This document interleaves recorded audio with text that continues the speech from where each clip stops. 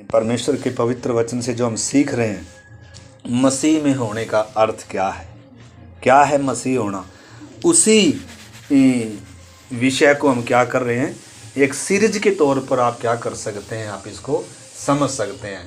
तो 1 2 3 4 कर कर आप इस बात को, विषय क्या है, मसीह में होना या मसीह में होने का अर्थ क्या है, तो उसमें हम कंटिन्यू सीखते आ रहे हैं।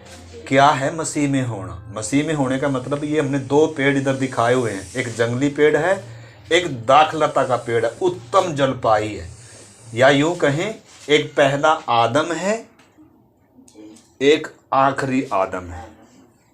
जितने आदम में हैं सब मरते हैं, सब मरे हुए हैं, सब क्या हैं, पापी हैं, सब क्या हैं, अंधकार में हैं। बचाए जाने की ज़रूरत है, छुड़ाए जाने की ज़रूरत है, जिलाए जाने की ज़रूरत है। अपनी चीज़ को अच्छे से क्या करना है। इसलिए प्रभु ने कहा, मैं तुम्हें सच सच कहता हूँ कि हे निकोदेमुस, तुझे जब तक तू नए सिरे से जन्म ना ले, तू स्वर्ग के राज्य को देख नहीं सकता, अनुभव नहीं कर सकता। भक्ति का रास्ता नहीं है ये, साधना का रास्ता नहीं है ये क्या है, एक नए जन्म की शुरुआत है। क्रूस एक व्यक्ति को नई जिंदगी देता है। तो इस करके आपने समझना, ये 2 पेड़ हैं, इधर परमेश्वर की इच्छा पूरी होती है, ये जो दाखलता का पेड़ है, इधर परमेश्वर का राज्य, इधर मौत राज्य नहीं करती, इधर पाप राज्य नहीं करता। ये अनंत काल का जीवन पाए हुए सब, परंतु ये क्या है, ये जो जंगली है, ये जलाया जाना, इसका अंत है, जलाया जाना है इसका अंत, नरक की आग है इसका अंत। आपने समझना इस चीज को अच्छे से।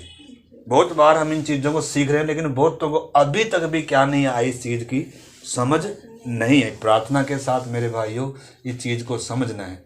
तो आपने समझना है, हम पहले क्या थे, मतलब स्वभाव से परमेश्वर के बैरी थे, क्रोध की संतान थे, पाप के गुलाम थे, अंधकार में थे, अज्ञानता में थे। यानी कि आज जो अभी तक इधर नहीं आया वो इसी दशा में है। आज जो इधर सांटा नहीं गया, उद्धार का मतलब है इस जंगली जैतून से काट कर डाली को और इधर जोड़ा गया है। इसलिए प्रभु ने कहा, मैं सच्ची दाखलता, मैं सच्ची दाखलता मैं हूं, मेरा पिता किसान है और तुम मेरी क्या हो, डालियां हो। डालियां का मतलब, प्रभु ने हमें मतलब इतनी नजदीकी संबंध में बुलाया। पापी जो नाश होने वाला जंगली पेड़ था, जिसका अंत जलाया जाना था, उसको सौभाग्य क्या मिल गया, उत्तम जलपाई में जोड़ दिया गया। यह है उद्धार पा लिया। अब दूसरा स्टेप शुरू होता है, उद्धार पाते जाना। इसे लिखा है, अपने डरते और कांपते हुए अपने अपने उद्धार के काम को क्या करते जाओ, पूरा करते जाओ। पौलुस कह रहा है उसकी कलीसिया को, कौन सी को, फिलिपियो कलीसिया को बोल रहा है, कह रहा है, हे मेरे प्रियो, मैं तुमसे परमेश्वर की दया स्मरण कराकर क्या करो, विनती का वो बता रहा है, कह रहा है, जिस प्रकार तुम सदा से आज्ञा मानते हैं। कब से? जब से आपने उद्धार पाया, आज्ञाकारिता आई। जैसे तुम सदा से क्या मानते आए, आज्ञा मानते आए, वैसे ही न केवल अब मेरे साथ रहते हो, यानी कि पास्टर के साथ रहते हुए, संगति में रहते हुए, न केवल मेरे साथ रहते हुए, पर विशेष करके संगति से दूर रहकर भी, प्रार्थना से दूर रहकर भी, या मेरे से दूर रहकर भी, जब आप अपनी काम पर हो, जब आप अपनी नौकरी पर हो, जब आप अपने घर पे हो, जब आप अपने खेत क्यार में हो, उस समय भी क्या करो, डरते और कांपते हुए अपने अपने उद्धार के काम को क्या करो, पूरा करो। इस करके हमने समझना है मसीह में होने का अर्थ क्या है और क्या नहीं है। अगर आप मसीह में हैं तो आप नई सृष्टि हैं, मन को नया किया, जीवन को नया। इसलिए लिखा है पानी के बपतिस्मे का जब जिक्र कर रहा है, पता कह रहा है ये कोई पानी में डुबकी नहीं है, ये शरीर का मैल दूर करना नहीं है इसका अर्थ, बल्कि शुद्ध विवेक से परमेश्वर के वश में हो जाना है इसका अर्थ, परमेश्वर के आज्ञाकारी हो जाना है इसका अर्थ। अब मैं किसके लिए नहीं, जो अंधकार के लिए अब मैं नहीं जीऊंगा, पाप के लिए अब मैं नहीं जीऊंगा, संसार का तौर तरीका अब मैं अपनाऊंगा ही नहीं, संसार की रीति पर अब मैं चलूंगा ही नहीं, संसार की सदृश अब मैं बढ़ूंगा नहीं, मैं मेरे प्रभु के समान बढ़ूंगा। मेरा मन नया किया जिसने, अब मेरा चाल चलन भी मैं क्या करूंगा, बदलूंगा। मेरा उठना, मेरा बैठना, मेरा लेटना, मेरा सोना, मेरा खाना, पहले ऐसा था, इच्छाएं बिगड़ी हुई थी मेरी, सोने का कोई कंट्रोल नहीं था, खाने का कोई कंट्रोल नहीं था, पहनने का कोई कंट्रोल नहीं था, पैसा कमाने का कोई कंट्रोल नहीं था। लेकिन अब ऐसा नहीं हो सकता। परमेश्वर के राज्य में ऐसा सुस्त व्यक्ति, लापरवाह व्यक्ति, भौतिक व्यक्ति, शारीरिक व्यक्ति, जो शरीर को प्राथमिकता देता है, जो अपने काम को प्राथमिकता देता है, जो अपनी नींद को प्राथमिकता देता है, जो अपने पैसे को प्राथमिकता देता है, जो अपने संबंधों को प्राथमिकता देता है, वो इधर क्या नहीं कर सकता, उत्तम जलपाई में कोई जंगली स्वभाव नहीं दिखा सकता, काट कर आग में झोंक दिया जाएगा। इसलिए लिखा है, डरते और कांपते हुए अपने अपने उद्धार के काम को क्या करो, पूरा करते जाओ। अब आपको वचन दिया, अब आपको वचन सिखाने वाले दिए, आपको अगवे दिए, आपको पवित्र आत्मा दिया, लेकिन अगर आपसे वो सब दुखी हैं, इस चीज को समझना। आज बहुतों को क्या नहीं है, कुछ समझ नहीं है आत्मिक बातों की। बपतिस्मा लिया है, लेकिन जहां परमेश्वर ने उनको रखा है, अपना स्थान छोड़कर भटकते फिर रहे हैं। हर विश्वासी का स्थान है कलीसिया में, हर संगति महत्वपूर्ण है विश्वासी के लिए। दूसरा नहीं है कोई आपका पास्टर एक ही होता है, कलीसिया एक ही होती है। और हैं संगति में सेवक चाहिए, प्रेरित हैं, सिखाने वाले हैं, लेकिन आपके जिम्मेदार वो नहीं है। आपका जिम्मेदार है कोई, आपको बोलने वाला है कोई, आपको सिखाने वाला है कोई। लेकिन आज ज्यादातर विश्वासियों को ये क्या नहीं हो रहा, समझ में, अपनी मनमर्जी से जी रहे हैं। आज भी प्राथमिकता नौकरी को है, आज भी प्राथमिकता अपने शरीर की इच्छाओं, मन मर्जी से चलना। अरे भाई, मन मर्जी इधर है, इधर मन मर्जी से अगर चलना है तो आप बपतिस्मा ना लो। किसने बोला बपतिस्मा लेने के लिए? बपतिस्मे का मतलब है आप जंगली से काट दिए गए, अपनी मन मर्जी के लिए मर गए। पिता की इच्छा मेरे जीवन में पूरी होगी। वो इसलिए सबके लिए यीशु इसलिए हमारे लिए मरा, ताकि अब जो जीवित है अब आगे को अपने लिए ना जिए। अपना परिवार है, अपनी जरूरतें हैं, संसार की बातें हैं, परंतु वो प्राथमिकता नहीं है। प्राथमिकता परमेश्वर के साथ मेरा संबंध, डालियों के साथ मेरा संबंध, वचन की प्राथमिकता, अब प्रभु को प्राथमिकता। अगर ये चीजें मेरे भाई और बहनों हमारे जीवन में नहीं होगी तो फिर लिखा है, प्रभु ने कहा जो डाली मुझ में है और फलती नहीं है, नाम के वास्ते तो हैं, बपतिस्मा तो लिया है, लेकिन फल नहीं है, फलती नहीं है। तो हमने देखा फल, 4 प्रकार के फल हम देख रहे थे। तो हमने देखा पहले प्रकार का फल उसमें हम देख रहे थे, स्तुति रूपी बलिदान का फल, आराधना, स्तुति, धन्यवाद, दुख में भी, सुख में भी, बीमारी में भी, वो कष्ट में भी, क्लेश में भी वो धन्यवाद निकल रहा है। क्यों? प्रभु ने मुझे उद्धार दिया, मेरा परमेश्वर। अभी हम गीत गा रहे थे, जब से प्यारा यीशु आया मेरा धर्म बदल गया। धर्म, ईसाई धर्म यीशु परमेश्वर की ओर से नहीं है। यीशु मसीह ईसाई धर्म बनाने नहीं आया है। धर्म सब एक समान है, हिंदू, मुस्लिम, सिख, ईसाई, आपस में सब भाई भाई। लेकिन मसीहत इनसे अलग है भाई। मसीहत क्या है वास्तव में? इस संसार में से, संसार कौन? जो इसमें हिंदू हैं, मुस्लिम हैं, सिख हैं, ईसाई हैं और पारसी हैं, बौद्ध हैं, सारे धर्म हैं दुनिया में, जितने भी धर्म हैं, उन सब धर्मों में से, संसार में से चुनकर, दाम देकर, खरीद कर अलग किए लोगों का झुंड है कलीसिया। परमेश्वर की संतान है ये, जगत की ज्योति है ये, पृथ्वी का नमक है ये।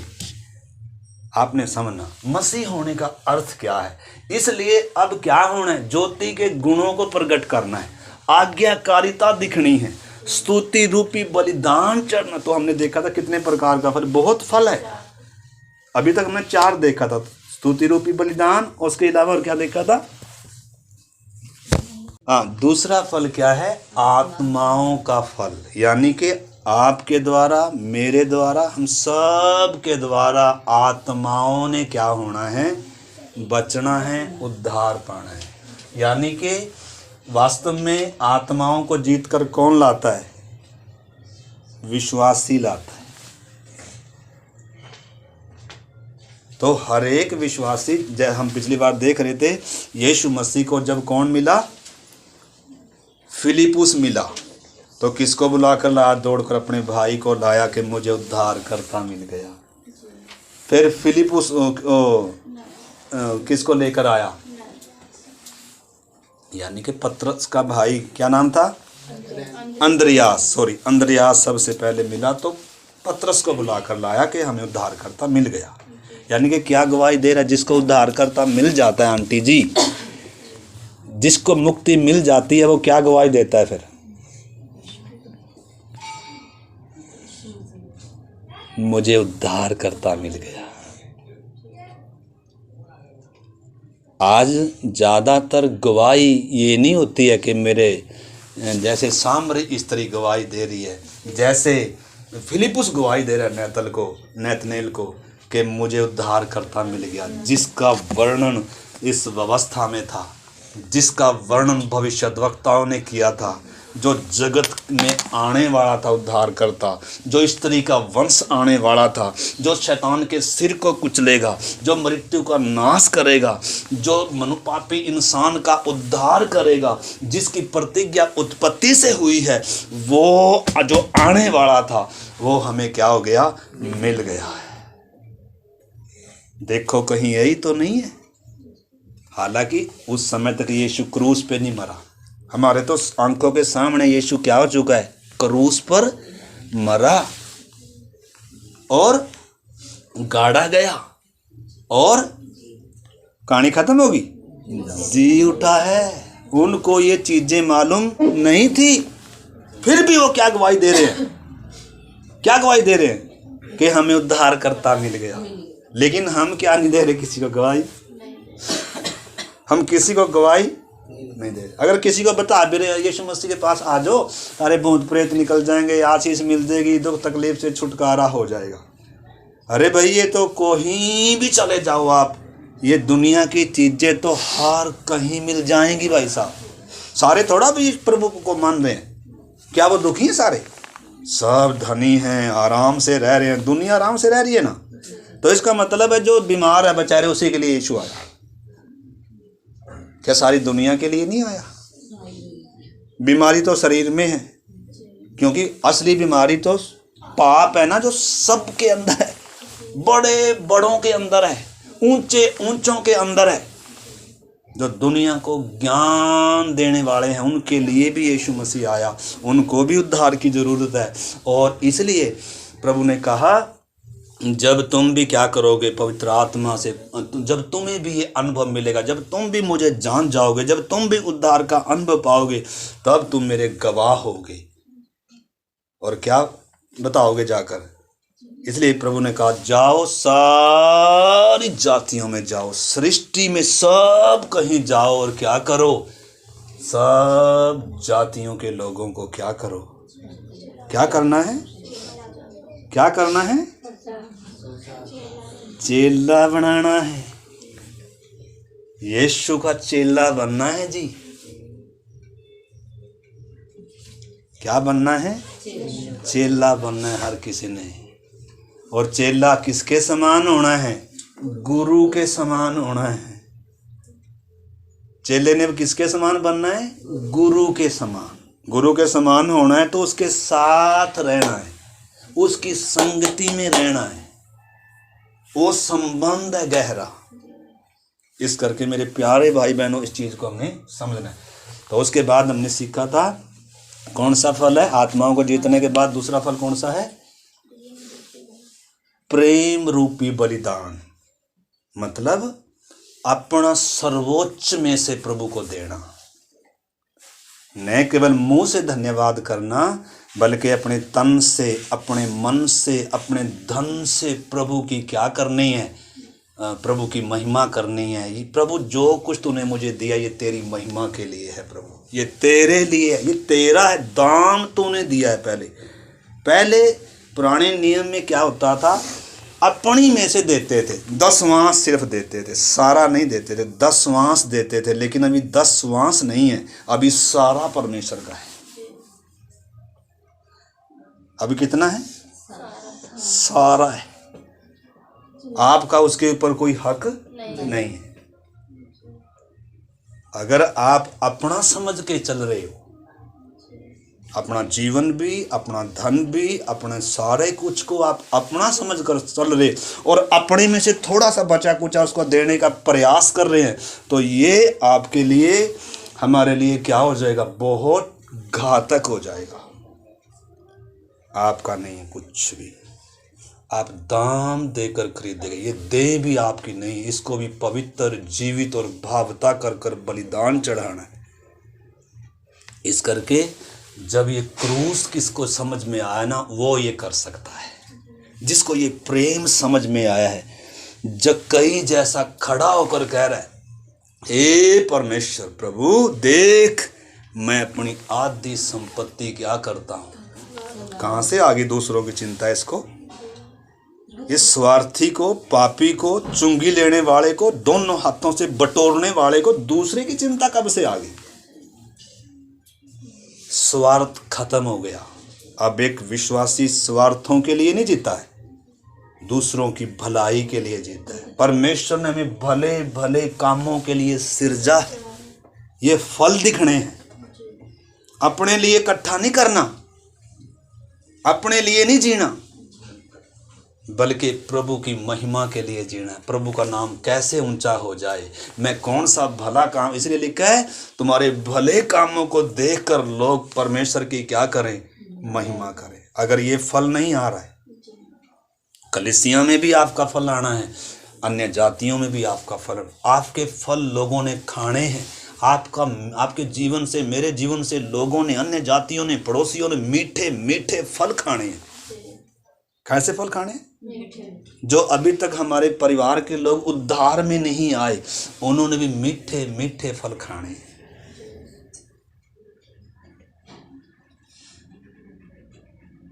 ये कब संभव होगा? जब प्रभु ने कहा ना, मुझसे अलग होकर तुम कुछ नहीं कर सकते। जब उस संबंध में, उसके प्यार में जब हम होंगे, तो वो हमें क्या करेगा? फिर इधर से फल आएगा। तो चौथी बात हम देख रहे थे, चौथा फल क्या है? चौथा फल है आत्मा का फल। आत्मा का फल गलातियों हमने पढ़ा था, गलातियों 5:19 से, गलातियों 5:22 से 23 क्या पढ़ा था हमने? आत्मा के फल तो प्रगट हैं, प्रेम, आनंद, मेल मिलाप, कृपा, भलाई, संयम, नम्रता। ये सब क्या है? मतलब एक व्यक्ति के अंदर से अब क्या होना है? मसीह के स्वभाव में बढ़ना है, पवित्र आत्मा के फल आने हैं, यानी कि इस भरपूरी तक आना है, डील डोलता तक आना है। अब ये है जीवन का लक्ष्य। मेरे और आपके जीवन का लक्ष्य क्या है? संसार में टाइम पास करना नहीं है, अपनी मनोकामना पूरी करते हुए चलना नहीं है, बल्कि क्या है? इसका 19 से पढ़ लो। देखो शरीर के काम क्या है, यानी कि देखो, अगर शरीर के काम भी दिए हुए हैं, यानी कि जो इधर है, देखो इधर इस जंगली स्वभाव को दर्शाता है। जो इधर ये जो जंगली पेड़ है, इसका फल कैसा है? देखो 5 का 19 से पढ़ो। शरीर के काम तो प्रगट है, हाँ, अर्थात व्यभिचार, गंदे काम, हाँ, लुचपन, हाँ, मूर्ति पूजा, टोना, बैर, झगड़ा, ईर्ष्या, क्रोध, विरोध, फूट, विधर्म, डहा मतवालापन, लीला कीड़ा और इनके जैसे और इन जैसे और हजारों फल हैं जो किसमें आते हैं? शारीरिकता का फल है। ये शरीर की फल है, ये इसका फल है, इसकी लंबी लिस्ट है। अगर ये फल इधर आने के बाद भी अगर ये फल आएगा तो आप सोचो, ये दाखलता है, इसमें जंगली दिख सकता है कोई? जंगली इसलिए आया ताकि ये बदलना शुरू हो रहा है। माता जी सामने देखो, बोलो यीशु मसीह के लहू की अगर आप अपनी बुद्धि से समझने का प्रयास करेंगे, मैं और आप, तो कुछ पल्ले पवित्र आत्मा से प्रार्थनाओं के साथ हम इन बातों को समझने का प्रयास करें मेरे भाई और बहनों, बच्चों। तो इसमें अगर जंगली दिखेगा तो वो बर्दाश्त नहीं करेगा। पहले के समान ऐसा सुस्त और लापरवाह, यानी कि इधर आकर भी तू आनंदित नहीं है, इधर आकर भी तेरे अंदर मौत का भय है, इधर आकर भी तेरे अंदर वही पुरानी बातें हैं, वही काम को प्राथमिकता है, वही नौकरी को प्राथमिकता है, वही शरीर का खाने पीने की प्राथमिकता है। परमेश्वर का राज्य खाना पीना नहीं है, परंतु वो आनंद है, वो मेल मिलाप और वो धार्मिकता है जो पवित्र आत्मा से होता है। इस करके हमने इस चीज को पहचानना है। आइए हम परमेश्वर के वचन से पढ़ें। पहले इसको पढ़ लीजिए। शरीर के काम हमने देखे, आत्मा के फल कौन से हैं? पढ़िए। इनके विषय में मैं तुमसे पहले से कह देता हूँ, जैसा पहले कह भी चुका हूँ कि ऐसे ऐसे काम करने वाले परमेश्वर के राज्य के वारिस नहीं होंगे। आप इसमें कोई डाउट है? ये जंगली है, ये जंगली स्वभाव है, ये जंगली सिर्फ इसमें ही दिख सकता है, इधर आकर जंगली दिखना नहीं है। अगर दिखा है तो प्रभु के सामने पश्चाताप करना है, हर दिन अपने पापों को, गलतियों को मानना है। प्रभु मेरे पाप क्षमा कर, प्रभु मेरी आंखों से, मेरी बातों से, मेरे व्यवहारों से प्रभु तेरी आत्मा अगर दुखी हुआ, तेरे वचन का कहीं मैंने अगर प्रभु मैं मतलब हर दिन अपने जीवन को जांचना है। हर दिन रात में जब सोने से पहले दिन भर के जीवन को जांचना है। मेरे बोलने से प्रभु, मेरे कामों से प्रभु, मेरे व्यवहारों से प्रभु तेरी आत्मा कहीं दुखी है, मुझे क्षमा कर दे, मुझे शुद्ध कर दे।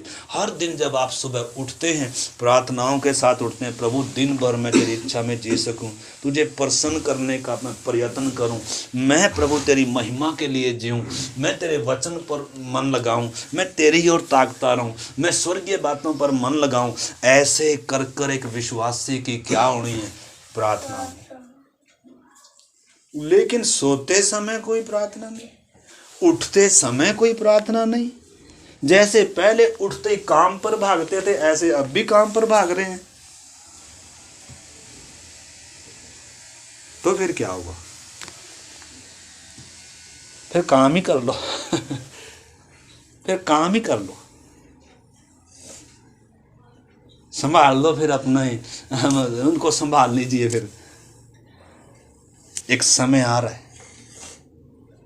द्वार बंद होने जा रहा है।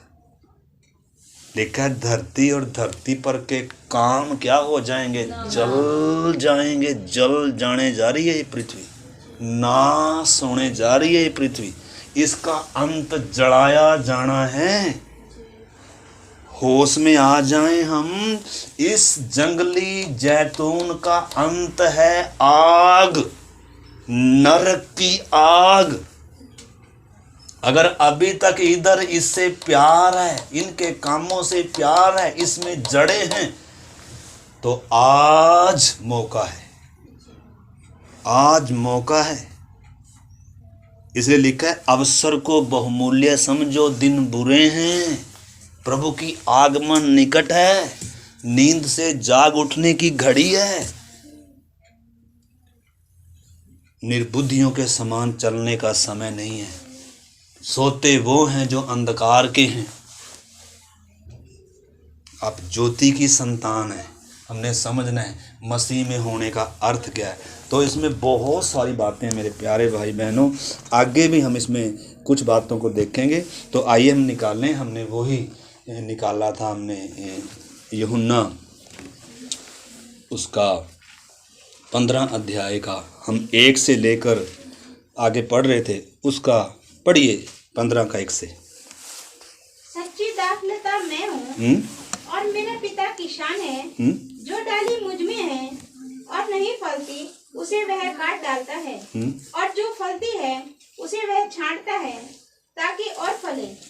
तुम तो उस वचन के कारण जो मैंने तुमसे कहा था है सुनो। बस देखो, आपने समझना। तो सच्ची दाखलता मैं हूँ और तुम मेरी क्या हो, डालियां हो। यानी कि आपने समझ नहीं, कितना ऊंचा सौभाग्य। जो जड़ने जा रहा था, जो जंगली था, वो किधर आ गया, इधर से काट लिया परमेश्वर ने। ये आसानी से काटा नहीं है, इसमें तो ये पैदा हुआ था, इसमें तो इसकी जड़ें थी, इसमें से तो निकलना ही नहीं चाह रहा था। इसमें तो इसका गहरा प्यार था। किसमें? इसमें है प्यार। आज इसमें आपका किसमें प्यार है? संसार में है। हमने जांचना है, मेरा प्यार इस समय, मेरा मन किसमें है। मैं किसको इस समय कीमती समझ रहा हूं? नासवान को। शरीर भी नासवान है, सारे संबंध क्या हैं, जो भी कुछ दिखता है सब तात्कालिक है, थोड़े समय के लिए है, मिट जाने वाला है। आंख जिसकी बंद है ना, वो इन चीजों को पकड़ कर बैठा है। जिसकी बुद्धि शैतान ने बंद कर रखी है ना, वो इनको क्या करता है। इसलिए पौलुस कहता है, कह रहा है, अगर हमारे सुसमाचार के लिए किसी पर पर्दा पड़ा है तो वो नाश होने वालों की बुद्धि पर पड़ा हुआ है। अगर ये चीज किसी को समझ में नहीं आ रही है तो पक्का है ये व्यक्ति नाश होने जा रहा है। क्योंकि उन अविश्वासियों को की बुद्धि को इस संसार के ईश्वर ने क्या कर दिया, अंधी, ताकि मसीह जो परमेश्वर का प्रतिरूप है उसके तेजों में सुसमाचार का प्रकाश उनके ऊपर ना चमके। ये उसमें लिखा है 2 कुरिन्थियों 4 का 3 और 4 वचन में लिखा है अगर इस सुसमाचार पर, इन बातों पर, इस जीवन की बातों पर अगर पर्दा पड़ा हुआ है, अगर किसी की समझ में ये आ नहीं रही है तो पक्का है किसी ने उनकी बुद्धियों को क्या करके रखा हुआ है। प्रार्थना करे अगर कोई ऐसा है तो, प्रभु मेरी समझ खोल, मेरी बुद्धि खोल, प्रभु मैं वास्तविकता को जानूं, मेरे ऊपर ये तेजों में सुसमाचार का प्रकाश चमके। प्रभु मैं अपना मन, अपना द्वार खोलूं मेरे प्रभु के लिए, और मैं अपना जीवन उसको दूं जिसका है। वो मेरा कुम्हार है, उसने इसको बनाया है, उसने इसमें जीवन डाला है। मिट्टी को उसने रूप दिया था, उसने श्वास डाला था। मेरा जीवन वही है, उसके बिना मैं मुर्दा हूं, उसके बिना मैं क्या हूं, आग में झोंक दिया जाऊंगा। इसलिए जो मसीह में हैं उनके ऊपर दंड की आज्ञा नहीं है। जो मसीह में हैं वो नई सृष्टि है, जो मसीह में हैं उनको बदल रहा है। जो मसीह में हैं वो प्रभु से प्रेम करने वाले, प्रभु के लिए समर्पित हैं, प्रभु की इच्छा उनके लिए प्राथमिकता है। वो अपने लिए अब नहीं जी रहे। अगर अपने लिए जी रहे हैं तो उधर एक बड़ी चेतावनी है, डरते और कांपते हुए अपने उद्धार के काम को पूरा करें। एक काम है जो आरंभ हुआ है। जैसे मकान बनाते समय काम शुरू करते हैं कि नहीं करते हैं। इसलिए यीशु ने उदाहरण दिया, कह रहा है कोई भी व्यक्ति जब घर बनाने जाता है तो पहले बैठकर हिसाब नहीं करता क्या? करता नहीं है। आंटी जब घर बनाने लगी तो पहले बैठकर हिसाब जोड़ा था कि नहीं? पहले प्लाट लिया, फ्री मिल गया क्या? कीमत है भाई। नासवान जो आज है कल जड़ जाएगी सारी दुनिया, इसके लिए हम सारी जिंदगी लगा देंगे, खून पसीना कर देंगे, लेकिन जो असली है उसके लिए कोई कीमत। हम पापियों गुनहगारों के लिए किसी ने अपने मुंह पर थुकवाया, और हम थोड़ी सी भी निंदा बदनामी उसके लिए सहने के लिए क्या नहीं है। हाय लोग क्या कहेंगे, अरे भाई जा लोगों के साथ ही जा, संसार की चिंता है तो जा संसार के साथ, जड़ जा। सदोम अमोरा उदाहरण है, नूह के समय की मानव जाति उदाहरण है। परमेश्वर का न्याय आने वाला है, मन फिरा लेने तो नाश हो जाएंगे, यीशु ने भी कहा है, लिखा है। तो इसलिए मेरे प्यारे भाई बहनों, हमने अपने जीवनों को जांचना है। मेरे जीवन में क्या फल दिखते हैं, मेरे जीवन में क्या फल दिखते हैं। अब बहुत सारे कहेंगे फल तो इधर ही आएगा, मैं इधर फलों की जरूरत नहीं है। अरे भाई इधर भी मन फिराव का फल दिखना है। बपतिस्मा लेने से पहले भी फल दिखता है मन फिराव का। इसलिए यूहन्ना बपतिस्मा दाता कहता है जब उसने प्रचार किया कि मन फिराव के योग्य क्या लेकर आओ, फल लेकर आओ। तो मन फिराने का भी फल है, पश्चाताप करना भी फल है, वो भी दिखना है। अगर वो नहीं है तो फिर बपतिस्मा लेकर कोई है फायदा। तो फल इधर भी है, फल इधर भी है। तो इस करके इस चीज को हम प्रार्थना करेंगे, इस चीज को हमने समझना है। तो इधर इस चीज को आपने समझना कि जो मतलब जिसके ऊपर परमेश्वर का क्रोध था, जो पाप का गुलाम था, जो अंधकार में था, अरे कितना बड़ा सौभाग्य है जो एक व्यक्ति जलने जा रहा था, जिस पर परमेश्वर का अभी भी क्रोध था, परमेश्वर से संबंध टूटा हुआ था, अभी आत्मिक तौर पर सजा थी, आत्मिक मृत्यु में था, फिर शरीर की मौत थी, और उसके बाद एक अनंत काल की आग में जलना था। प्राण और आत्मा ने, शरीर लकड़ी में जल जाना था और प्राण और आत्मा किधर? आग है सब चीज का अंत। परमेश्वर ने भी कहा पहली धरती पानी से क्या करी थी नूह के समय, लेकिन अब कैसे होगी?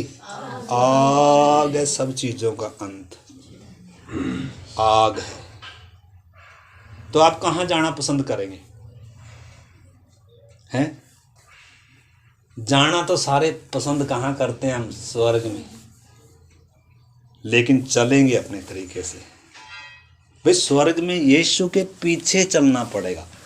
इसलिए हम देख रहे थे दूसरी बात में, मसीहत वो है, या मसीह होने का अर्थ है कि नई सृष्टि हो गई।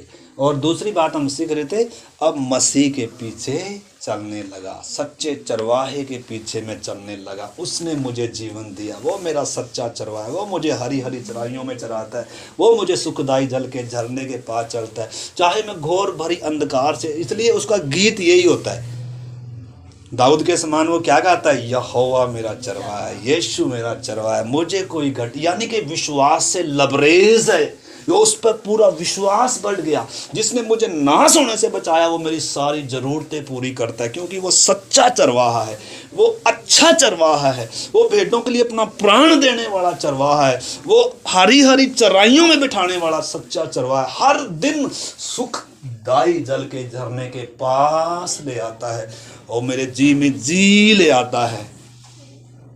अपने नाम के निमित्त धर्म के मार्ग में मेरी क्या करता है? अगुवाई। तो ये आत्मिक अनुभव है, रिश्ता है परमेश्वर के साथ।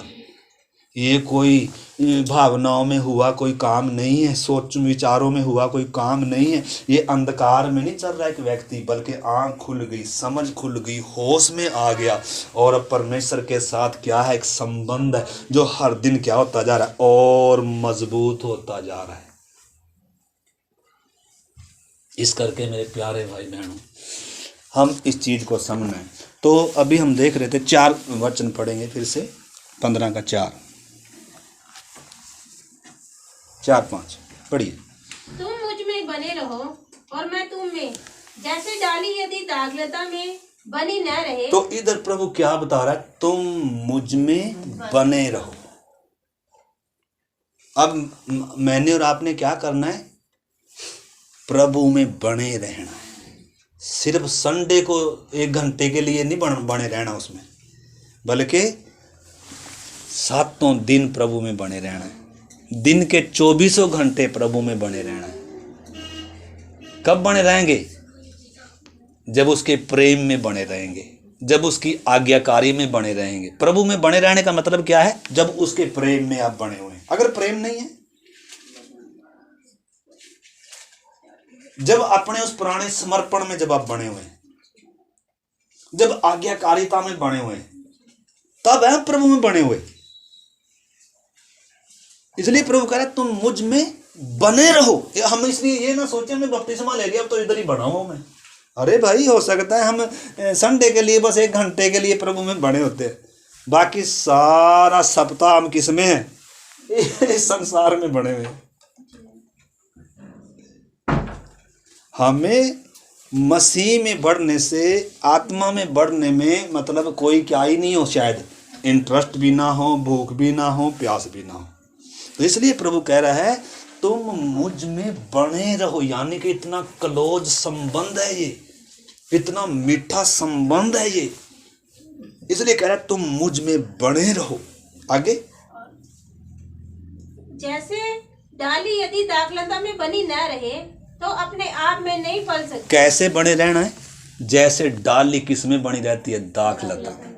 तो आप बताओ, डाली दाखलता से अलग होकर क्या करेगी? कर सकती है कुछ? अब हम क्या करना चाह रहे हैं? संगति से दूर हटकर, वचन से दूर हटकर, प्रार्थना से दूर हटकर, प्रभु से दूर हटकर क्या करना चाह रहे हैं? हैं? क्या उम्मीद कर रहे हैं? आत्मा में बढ़ रहा हूं मैं या प्रभु मुझे प्रार्थना कर रहे घर में बैठ कर, हो प्रभु मुझे आत्मा में क्या कर बढ़ा। वचन को आदर नहीं है, जिनको ऊपर रखा है उनको कोई आदर नहीं है। पवित्र आत्मा से कोई मतलब नहीं है मेरी अगुवाई कर ना कर। और हम इनको सबको क्रॉस कर कर प्रभु में क्या करें? प्रभु तो मेरी प्रार्थना सुन। बोले वहीं जाला अपनी जगह पर जहां तुझे जोड़ा है। कहां जोड़ा है प्रभु ने? हर एक विश्वासी का एक जगह है भाई, झुंड दिया है, झुंड है हर एक विश्वासी का। आपके ऊपर किसी को रखा है प्रभु ने, कोई अगुवाई करने वाला है। परंतु आज ज़्यादातर विश्वासियों की सोच में बहुत बदलाव है। ऑनलाइन का ज़माना है, अपनी जगह छोड़कर भटक रहे हैं। दूसरे विश्वासी से कोई मतलब नहीं है, सेवक से कोई मतलब नहीं है, कलीसिया बढ़े ना बढ़े कोई मतलब नहीं है। जैसे वो सोचते हैं बस यीशु तो का और मेरा सीधा संबंध है। भाई सीधा संबंध नहीं है, डाली का डाली से भी क्या है? संबंध है, आपस में संबंध है। इसलिए प्रभु भोज होता है, बार बार होता है। सब आराधना में संडे को या सप्ताह में 1 बार क्या होते हैं? इकट्ठे होते हैं। उसके अलावा बाइबल स्टडी होती है, वचन को निरंतर सीखते हैं, संडे स्कूल भी है। लेकिन अगर हम इन चीज़ों को प्राथमिकता नहीं देते हैं तो या तो कट चुके होंगे या कटने वाले हैं। क्योंकि इधर प्रभु क्या नहीं करेगा,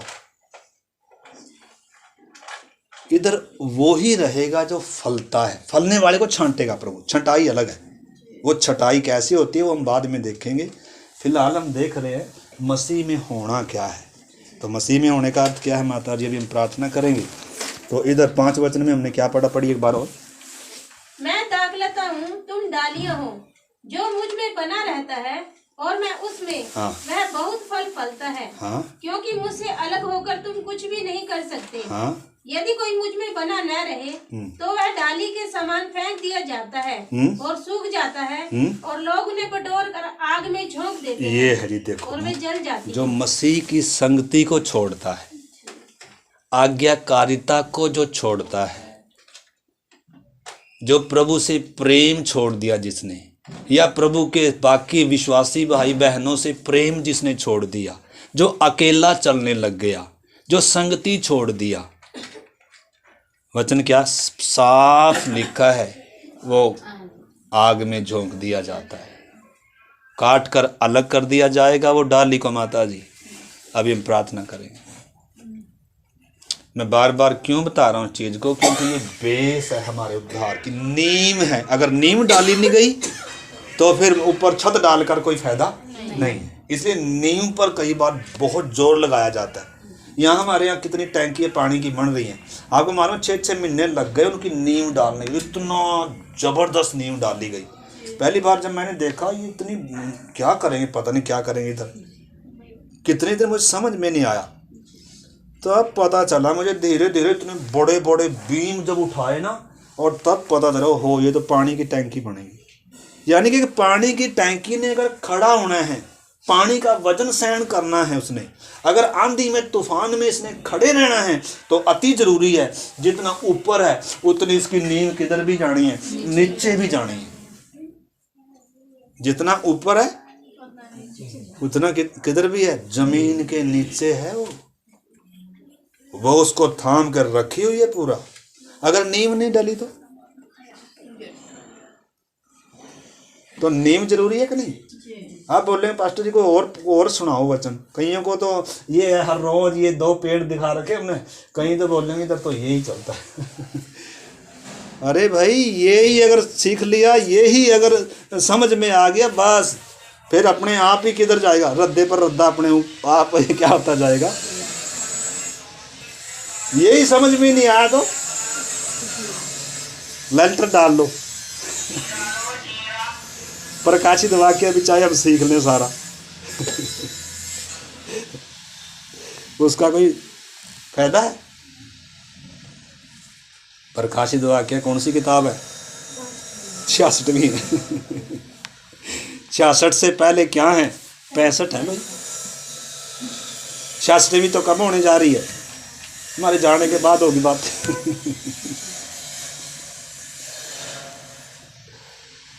तो इस करके हम ये प्रार्थना करेंगे। तो प्रभु क्या कह रहा है इधर 5 वचन में, 6 आगे पढ़िए, 7 वचन में पढ़े। यदि तुम मुझ में बने रहो, यदि तुम मुझ में बने रहो। देखो क्या है, यदि आया है, यदि तुम मुझ में बने रहो और मेरा वचन तुम में और मेरा वचन तुम में बना। आज बहुतों के अंदर हम में क्या नहीं रहता, वचन बना हुआ, शैतान सारा चुरा ले जाता है। वचन बना हुआ कितना सीख लिया, लेकिन अंदर कुछ भी नहीं है। तो प्रभु में बने होने का मतलब क्या है? वचन आपके अंदर होना है। आगे तो जो चाहो मांगो और वह तुम्हारे लिए हो जाएगा। हाँ, फिर प्रार्थना सुनी जाए। आगे मेरे पिता की महिमा इसी से होती है, हाँ? कि तुम बहुत सा फल लाओ, हाँ?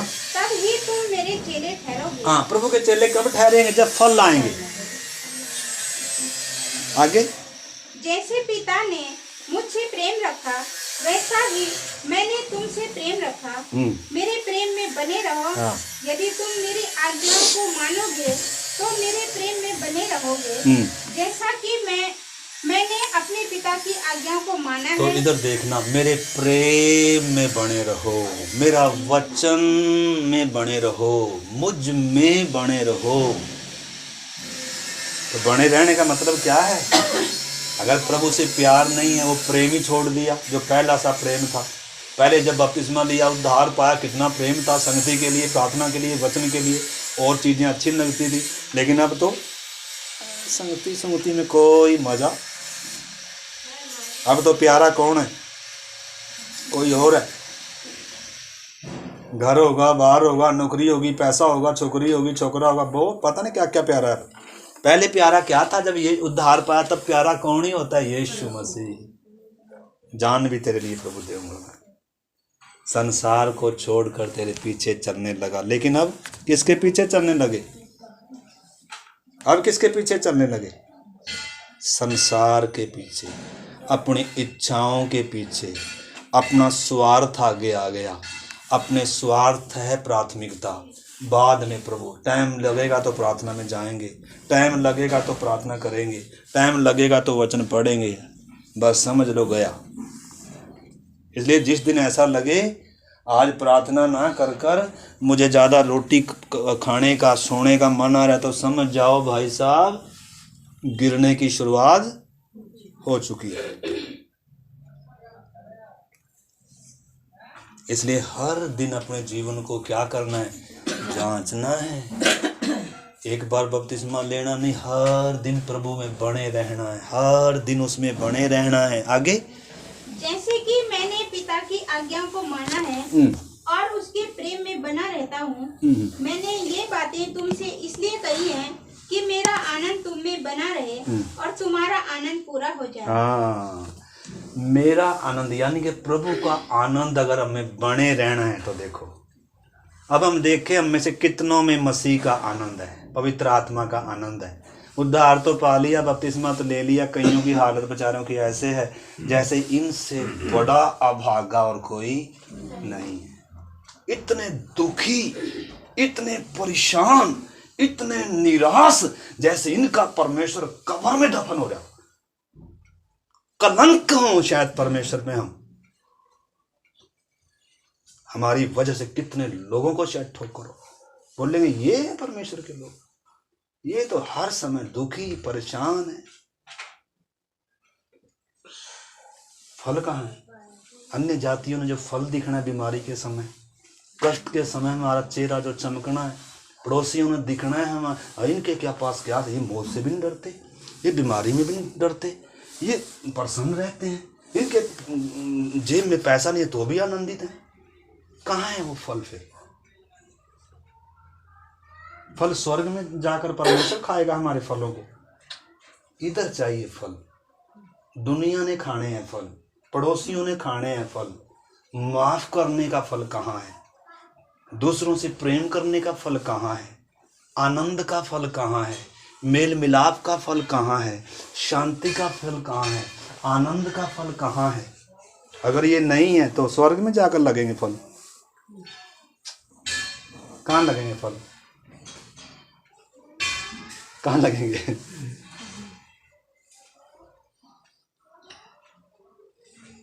फल इधर ही लगने हैं भाई जी।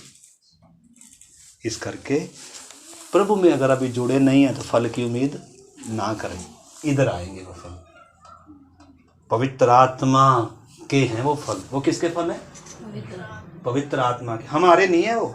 इस जंगली के अंदर तो ये है ही नहीं है भाई साहब, ये तो पवित्र आत्मा का फल है। वो तो मसीह का स्वभाव है जी।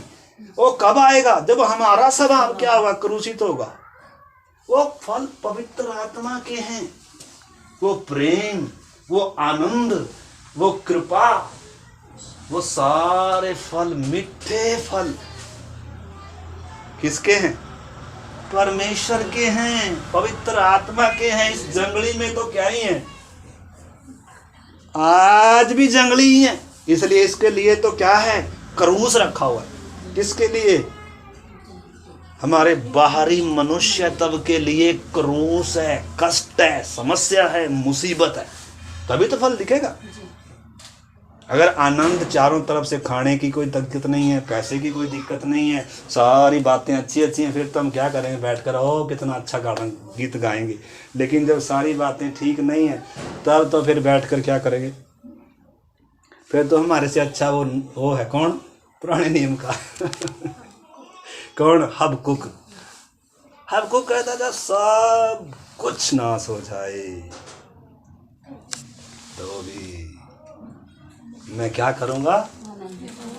अपने उद्धार, लिखा है, एक बार पढ़ लो। क्योंकि चाहे अंजीर के वृक्षों में फूल न लगे और ना दाखलताओं में फल लगे, जलपाई के वृक्ष से भी केवल धोखा ही पाया जाए, और खेतों में अन्न ना उपजे, भेड़शालाओं में भेड़ बकरियां ना रहें, और थानों में गाय और बैल ना रहें, तो भी मैं यहोवा के कारण आनंदित और मगन रहूंगा और अपने उद्धारकर्ता की परमेश्वर के द्वारा अति प्रसन्न रहूंगा।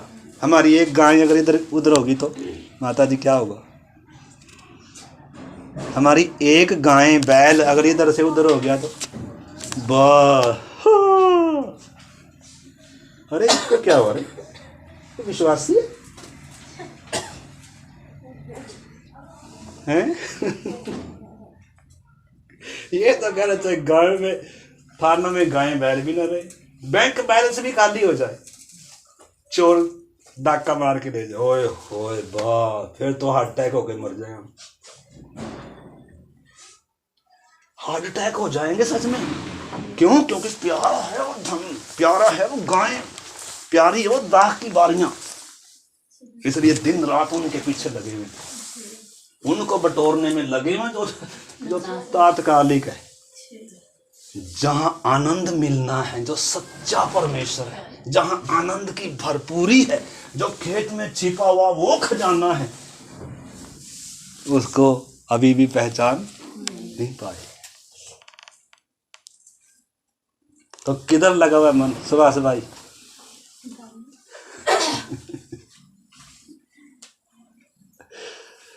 इतना आसान भी नहीं है भाई। एक धनवान भी आया था, निराश होकर ही चला गया। क्योंकि यीशु मसीह की डिमांड क्या है? बहुत ऊंची है। अभी हम प्रार्थना करेंगे।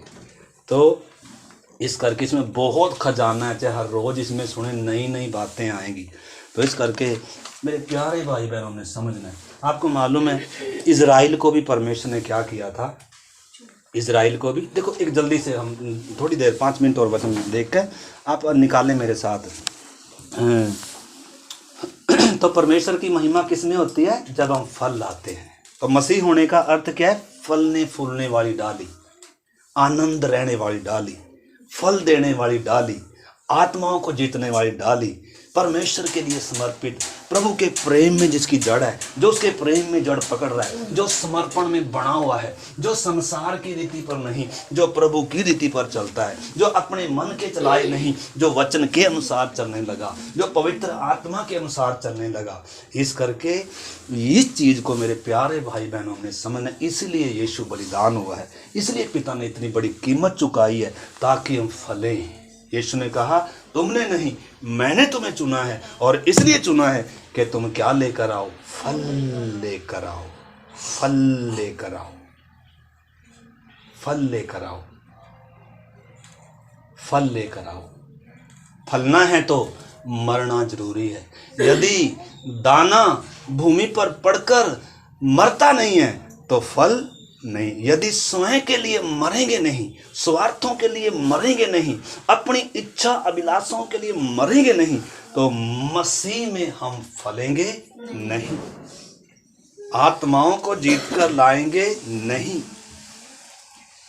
या आत्मा का फल हमें दिखेगा नहीं। कौन सा फल दिखेगा? शरीर के काम तो प्रगट है। कौन से हैं? कौन से हैं? इधर लिखा है शरीर के काम तो प्रगट, व्यभिचार, क्रोध, विरोध, डाह, गंदे काम, लुचपन, मूर्ति पूजा, टोना, झगड़ा, ईर्ष्या, फूट, मतवालापन, लीला कीड़ा, धर्म, बैर, ऐसे काम,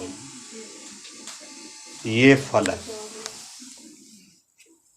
तो इस करके आइए जल्दी से थोड़ा निकाले, बस अभी हम प्रार्थना करेंगे। भजन संहिता और उसका 80 अध्याय 8 वचन।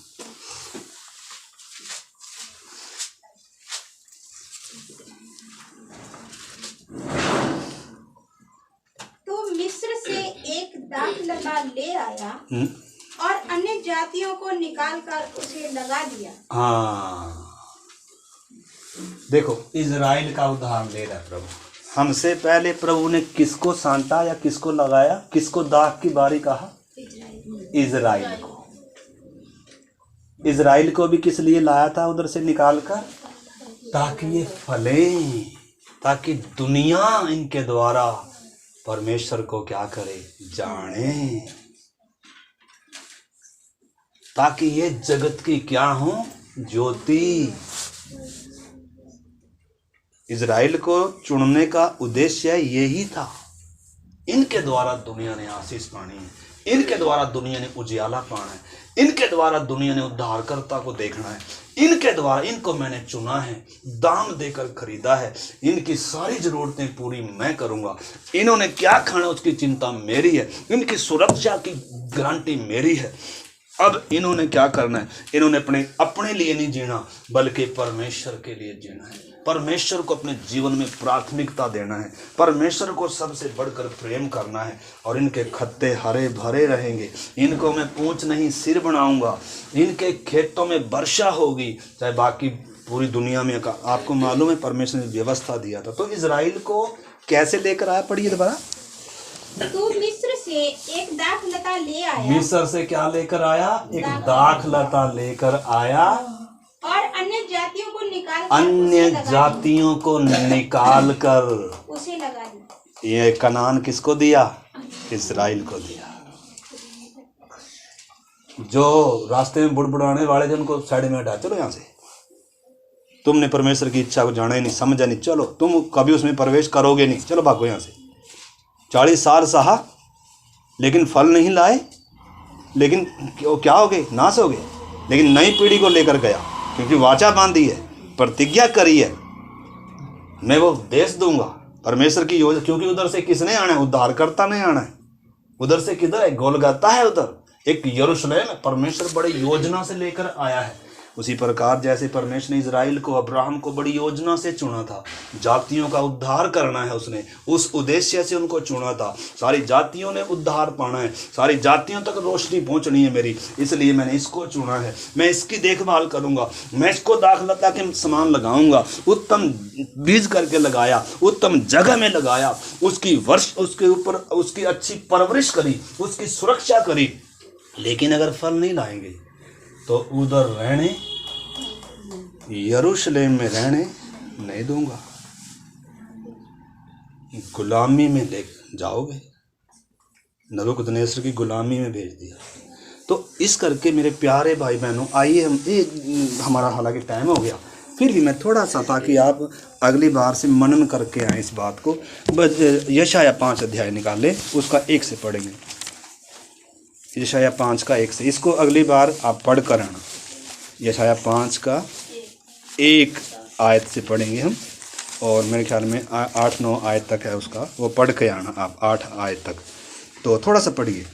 अब मैं अपने प्रिय के लिए और उसकी दाख की बारी के विषय में गीत गाऊंगा। एक अति उपजाऊ टीले पर मेरे प्रिय की एक दाख की बारी थी। एक दाख की बारी का उदाहरण दिया जा रहा है। किसका? ये दाख की बारी कौन थी? इजराइल। उत्तम जाति की दाखलता लेकर आया। किधर से? गुलामी में पड़े हुए थे। किधर थे? और लगाया किधर? उत्तम जमीन में लगाया है। उत्तम जमीन में, कनान में।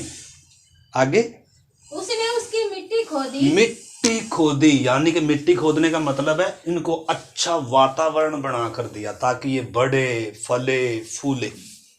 कठोर मन थे हमारे, नम्र किया, तोड़ा हमारे मनों को भी। आपने समझना है, हम कभी फलने वाले थोड़ा थे, हम तो जंगली थे। नाश हो जाना चाहिए था हमें तो, अब तक का जल जाना चाहिए था परमेश्वर के क्रोध की आग में। लेकिन धन्यवाद उस परमेश्वर का, उसने हमें प्रेम किया, क्रूस पर उस सबूत दिया उस प्रेम का। यीशु पापियों के लिए मरा, हमारी विनती करी उसने, अपराधियों के लिए, और हम क्षमा किए गए। हमें उसने चुनकर इधर लेकर आया। कठोर पत्थर हृदय निकाल कर मांस का हृदय दिया। आगे उसके पत्थर बीन कर उसमें उत्तम जाति की एक दाखलता लगाई। पत्थर भी बीन दिए जो बढ़ने नहीं दे रहे थे, और उत्तम जाति की दाखलता किधर लगाई? कनान में लगाई। आपने समझा, कलीसिया भी क्या है? एक बारी है प्रभु की। कलीसिया क्या है? बारी है भाई जी, जिसमें हर प्रकार के पेड़ प्रभु ने लगाए हैं। किस लिए लगाए हैं? ताकि ये फले। बारी है, उत्तम बारी, उत्तम जमीन में यीशु के जख्मों में लगाया है। आपने समझना, हम लगाए कहाँ गए हैं? संसार में कहीं फल आ नहीं सकता, हम उधर लगाए गए हैं। मसीह की देह का अंग हमें बनाया है। इधर है फलने की सारी आशाएं, और दुनिया में कहीं फलने की कोई आशा नहीं है, उसका अंत जलाया जाना है। परंतु जिधर हम लगाए गए हैं, जिधर हम लाए गए हैं, हमारे लिए सर्वोच्च दिया गया है, हमारे लिए बेशकीमती बलिदान हुआ है। हमारे स्वर्ग दूतों की सुरक्षा दी गई है, सिर का बाल भी गिना हुआ है, क्या खाएंगे, क्या पिएंगे, क्या पहनेंगे, कहाँ रहेंगे, स्वर्ग पूरा क्या कर रहा है, उस चीज का कह रहा है तुम इसकी चिंता ना करो, वो मेरी चिंता है। तुम्हारी चिंता क्या होनी है? परमेश्वर का राज्य और उसकी धार्मिकता। तुम्हारी प्राथमिकता क्या होनी है विश्वासी मेरे भाई बहन? प्राथमिकता परमेश्वर होना है, स्वर्गीय बातें, आत्मिक बातें। मेरा यीशु आ रहा है। देखो इनको जो ऐसे लगाया गया, इनसे भी ऐसी उम्मीद कर रहा है प्रभु। आगे पढ़िए थोड़ा सा। उसके बीच में उसने एक गुम्मट बनाया और दाखरस के लिए कुंड भी खोदा। दाख रस के लिए कुंड खोदा, बड़ी आशा से कुंड खोदा कि इसमें से दाख का क्या मिलेगा? रस मिलेगा। कोई भी बारी लगाता है, दाख लता लगाता है, कोई भी कुछ चीज लगाता है तो फल की उम्मीद होती है कि नहीं? किसान भी, जब किसान बाप है ना, निका मेरा बाप किसान है और उसने क्या लगाई है?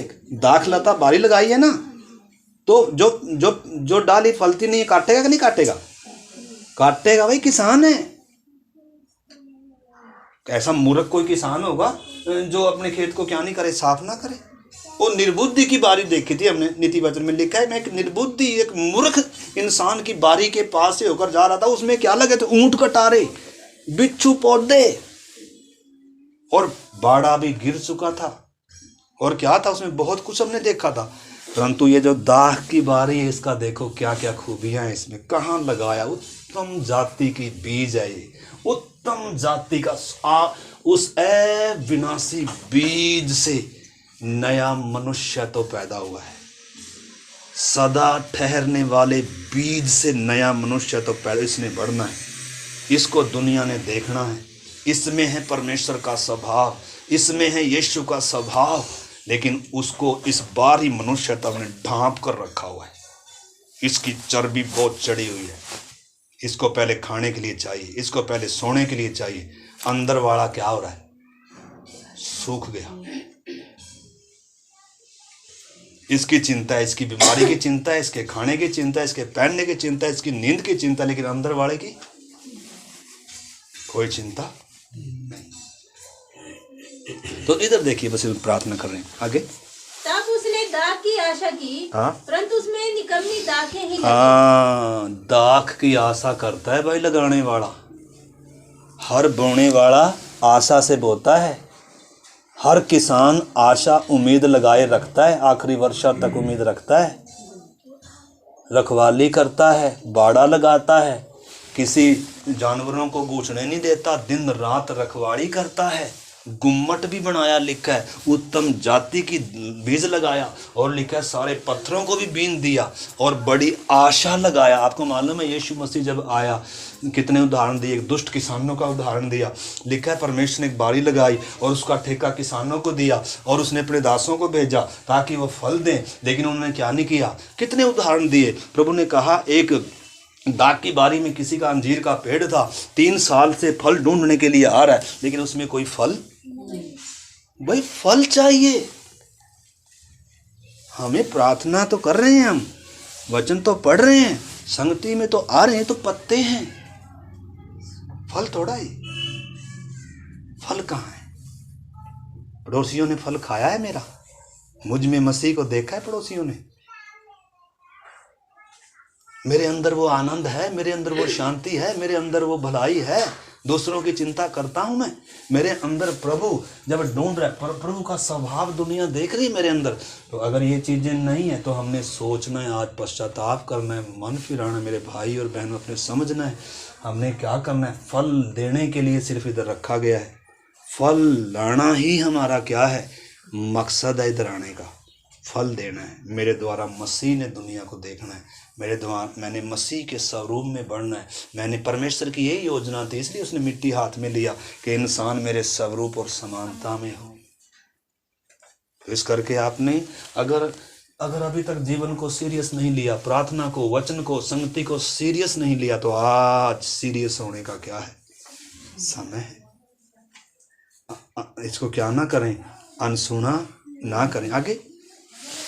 अब हे यरूशलेम के निवासियों और हे यहूदा के मनुष्यों, मेरे और मेरी दाख की बारी के बीच न्याय करो। न्याय करो। मेरी दाख की बारी के लिए और क्या करना रह गया? मेरी दाख की बारी के लिए और क्या करना रह गया? पिता ने अपना सर्वोच्च दिया, अपना प्रिय दिया, इकलौता दिया, और पुत्र ने अपने खून की अंतिम बूंद भी दे दी।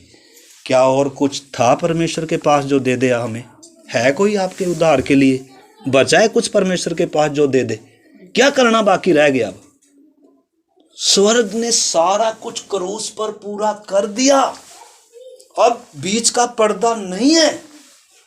मौत हार चुकी है, शैतान के सिर को कुचला जा चुका है। अगर अब भी क्या ना हो, मन फिराव का फल नहीं है, और ये बाकी जो फल हम देख रहे हैं, जिस आशा उम्मीद से वो आया, अगर वो फल नहीं, आपको मालूम है इजराइल में भी आया बार बार, न केवल इधर यशाया जो बता रहा है ये समय में, बल्कि जब यीशु मसीह भी आया उस समय भी उसको फल नहीं मिला। लिखा है, हे यरूशलेम, हे यरूशलेम। हम उसमें जाएंगे। पहले इसको पढ़ लीजिए 8 तक। मेरी दाख की बारी के लिए और क्या करना रह गया? हाँ? जो मैंने उसके लिए न किया हो। जो मैंने उसके लिए ना किया हो। अभी थोड़ी देर सोच कर आप ये बैठकर सोचो, परमेश्वर ने मेरे लिए क्या नहीं किया? क्या करना बाकी रह गया? आंटी जी, कुछ करना बाकी है? परमेश्वर ने कुछ करना सुबह बाकी रह गया? तो किसकी उम्मीद है? देखो, इतना आपके लिए मुंह पर थकवाया, कोड़े खाए, आपके लिए अपनी जान दे दी। अगर अभी भी उसका प्रेम आपको आकर्षित नहीं करता, अभी भी अगर आप उसको अपना प्रभु कर कर स्वीकार नहीं करते, क्रूस पर चढ़ाने के बाद भी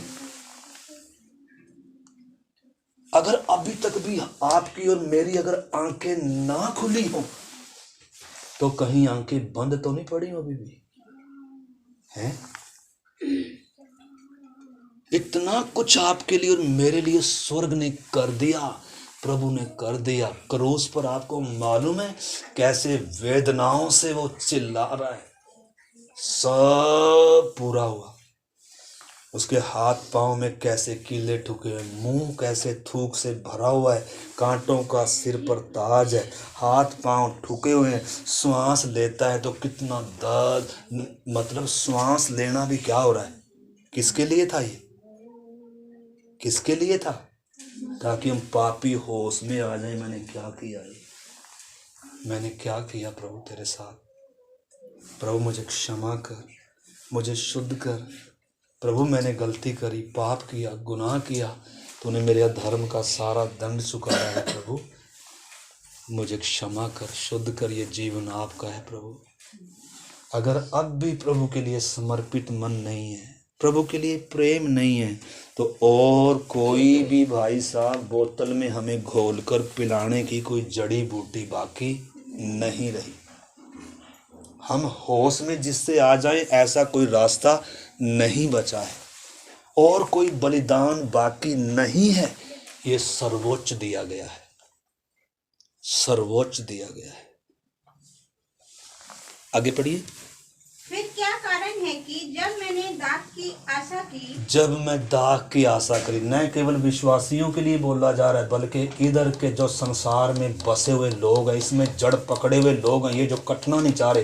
प्रभु यीशु दिल के द्वार पर खटखटा रहा है, लेकिन ये मन नहीं खोलना चाह रहे। आज भी इनके मन में संसार बसा हुआ है, संसार की चिंता है, संसार का प्रेम है, संसार की रीतियां हैं, संसार का लगाव और अभी भरा हुआ है। प्रभु कितने दिन दरवाजे पर खटखटाएगा? तब भी उसमें निकम्मी दाखिल, फिर भी मन नहीं खुल रहा है, यानी कि मन फिराव का फल। तो इधर वालों के लिए भी है चेतावनी, और इधर वालों के लिए भी है। बड़ी आशा से प्रभु दिल के द्वार पर खटखटा रहा है, जिन्होंने अभी तक मुक्ति नहीं पाई, और जिनको इधर से लाकर इधर लाया है, काट कर इसमें जोड़ दिया। अब उनसे आशा है, उम्मीद है कि अब इनके द्वारा दुनिया मुझे देखेगी, इनके द्वारा दुनिया परमेश्वर के स्वभाव को, परमेश्वर के प्रेम को, परमेश्वर की योजना को, ये मसीह की पत्री होंगे, ये मसीह की ज्योति होंगे, ये मसीह के गवाह होंगे, ये परमेश्वर का मंदिर होंगे, ये संसार में रहकर भी संसार के नहीं होंगे, ये मेरे होंगे। इस आशा और उम्मीद से स्वर्ग ने कीमत चुकाई है।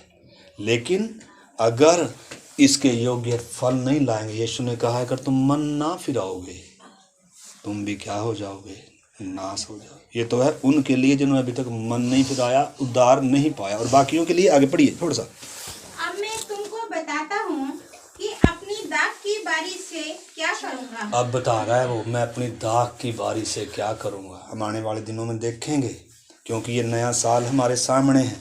अगर इस साल फले नहीं हैं तो क्यों प्रभु हमें अगला साल देगा। अगर ये सप्ताह भी मेरे होश मुझे नहीं आई तो ये अगला सप्ताह मुझे परमेश्वर क्यों दे जब हम फलने का उम्मीद नहीं है हमारे से। एक पेड़ के पास 3 साल से कोई आ रहा है, उसमें जब खाद डाली जा रही है, पानी डाला जा रहा है, रखवाली करी जा रही है, उसको उसके ऊपर वर्षा हो रही है, अगर फिर भी वो फल नहीं ला रहा है तो क्या होगा बताओ। नाश ही होंगे ना, जलाए जाएंगे ना, और तो कोई रास्ता। तो इधर प्रभु क्या कह रहा, पढ़िए। मैं उसके कांटे वाले बाड़े को उखाड़ दूंगा। मैं उसके कांटे वाले बाड़े, चेतावनी है ये, मैं क्या करने जा रहा हूँ, उसके बाड़े को उखाड़ने जा रहा हूँ कि वह चट की जाएगी, और उसकी दीवार को ढा दूंगा। दीवारों को यानी कि जो मैंने सुरक्षा दे रखी है उसको वो हटा दूंगा कि वह रौंदी जाएगी वो सूरों से, जानवरों से। मैं उसे उजाड़ दूंगा। वह न तो फिर छांटी और न खोदी जाएगी। हाँ। और उसमें भांति भांति के कंटीले पेड़ उगेंगे। हाँ। मैं मेघों को भी आज्ञा दूंगा कि उस पर जल ना बरसाएं, क्योंकि सेनाओं के यहोवा की दाख की बारी तो इजराइल का घराना। सेनाओं के यहोवा की दाख की बारी कौन था, इजराइल का घराना था। लेकिन आज कौन है, कलीसिया है। उनको काट कर हमें लगाया है, और जब फले नहीं उनको काट दिया। आपको मालूम है यरूशलेम आज उजाड़ पड़ा हुआ है। उजाड़ है कि नहीं उजाड़ है, डाकुओं की खो है आज वहां। परमेश्वर का क्या नहीं है, भवन नहीं है। लेकिन परमेश्वर का भवन किधर है आज, कलीसिया है। अगर जो नहीं फले उनको काट दिया तो मैं और आप जो स्वाभाविक से जंगली हैं, वो स्वाभाविक थे। मसीह उनका था, व्यवस्था उनको दिया था, परमेश्वर उनका था, वायदे उनके थे, प्रतिज्ञा उनके साथ। हम तो अन्य जाति थे, हम तो है ही जंगली थे, हमारा तो परमेश्वर में हिस्सा ही नहीं था। फिर भी बड़ी कृपा से नाश होने वाले जंगली में से काट कर जब इधर सांटा है, इसलिए सांटा है ताकि जो इजराइल नहीं कर पाया वो मैं और आप करें। लेकिन अगर हमारा ये लक्ष्य नहीं है मेरे भाई और बहनों, आइए हम अपने जीवन को जांचें और प्रार्थना करें। इस वचन को बार बार सुने। अगर फल नहीं लाएंगे, यूहन्ना ने भी चेतावनी दिया इजराइल को, जो पेड़ अच्छा फल नहीं लाएगा वो काट कर और आग में झोंक दिया जाएगा। उसका सूपा उसके हाथ में है, वो अपने खलियान को साफ करेगा।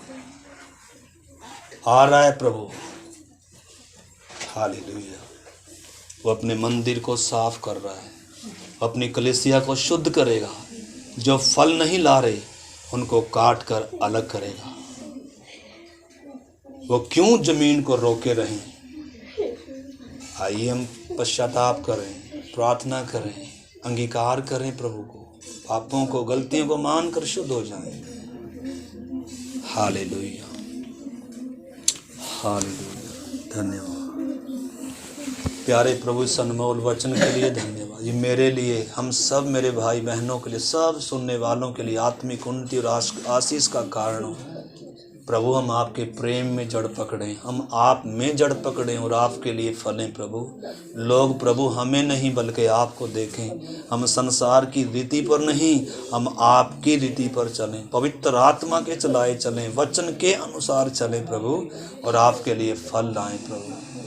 आपको प्रसन्नदायक जीवन बिताएं प्रभु। नया वर्ष हमारे सामने है प्रभु, ये हम सबों की आत्मिक उन्नति और आशीष का समय होने पाए प्रभु। ये दिन मन फिराने के दिन हो जाएं प्रभु।